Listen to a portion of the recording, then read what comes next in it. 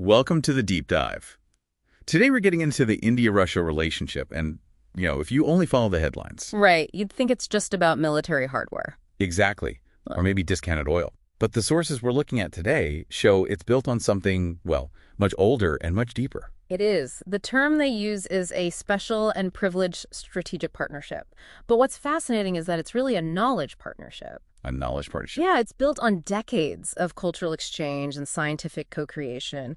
It's moving past that simple buyer-seller dynamic. Yeah. And the recent summits in 2024 and 2025, they really redefined this whole axis for the world we live in now. Okay, so let's unpack that history.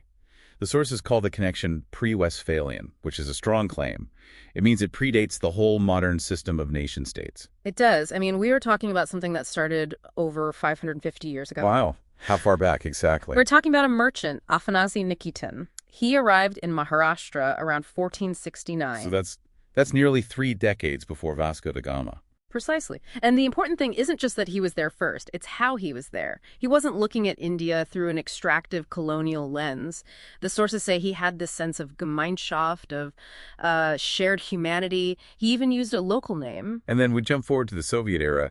This connection it blossoms. You see this huge cultural alignment, what the sources call bibliographic diplomacy. Which sounds a bit dry, but it was massive. India was facing a kind of book famine, and Soviet state-run publishers Mir, Progress, they filled that gap. With really high-quality books, but super cheap. Exactly. I mean, practically every science student in India from that era studied from a Mir Publishers textbook. Names like Iridov and Berman, they're legends. And this built up a reservoir of goodwill that, still exists. It absolutely did. And then you add the cinema on top of that. The film Awara. Oh, Awara. In 1954, it sold, get this, 64 million tickets in the USSR. 64 million. That's a modern blockbuster number. It is. And you have to ask why. It's because that story, the little guy, the common man fighting the elite, it just aligned perfectly with the Soviet socialist ethos. Raj Kapoor became a household name there. So that shared cultural history is the ballast. Okay, let's pivot to today. What does all that alignment actually enable now? The 2024 and 2025 summits marked a sort of hard turn toward strategic autonomy. That's the key phrase.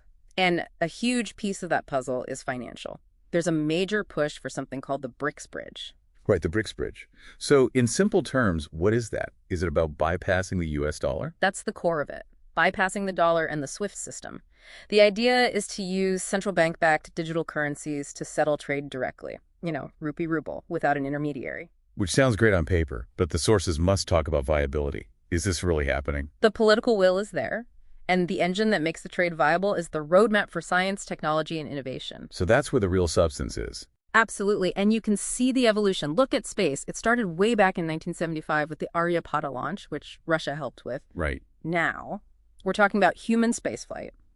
4 Indian astronauts, the Gaganyatri, just finished their training in Star City, Russia. And I assume civil nuclear is still central to the relationship. It's the crown jewel. The Kudankulam nuclear power plant, units 3 through 6, that's all on track for delivery by 2027.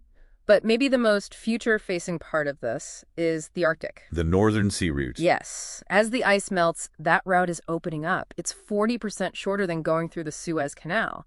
That's a game changer for shipping. And this is where the Chennai Vladivostok maritime corridor comes in. Exactly. It's a direct link designed to create a resilient alternative supply chain. And meanwhile, you have this cultural flow continuing.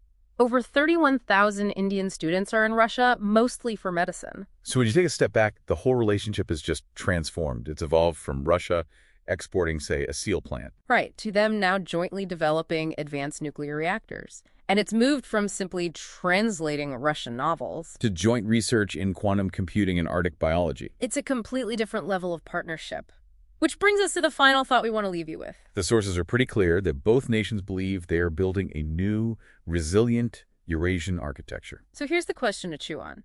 If the BRICS Bridge becomes a truly effective alternative financial system, and if that Chennai Vladivostok corridor becomes fully operational, will this bilateral relationship become the blueprint for other nations seeking true digital and geopolitical non-alignment? And what does that mean for the future of the global supply chains we all rely on?